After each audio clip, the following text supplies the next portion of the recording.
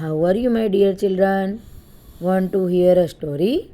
Today I am telling you the story of the fox and the crane. There was a fox. He lived in a jungle. A crane was his best friend. They visited each other's home now and then.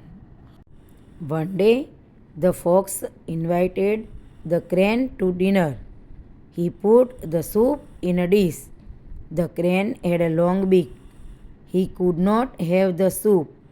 The fox enjoyed the soup. The crane felt insulted. Now the crane wanted to teach him a lesson.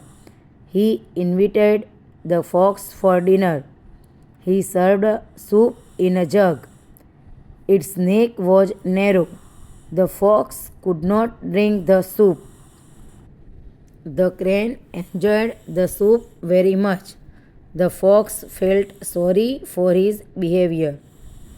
The crane smiled and forgave the fox. The crane said, "Come on, fox, I have a plate ready for you. You can have the soup in your plate. Everybody is different. We should respect each other's difference."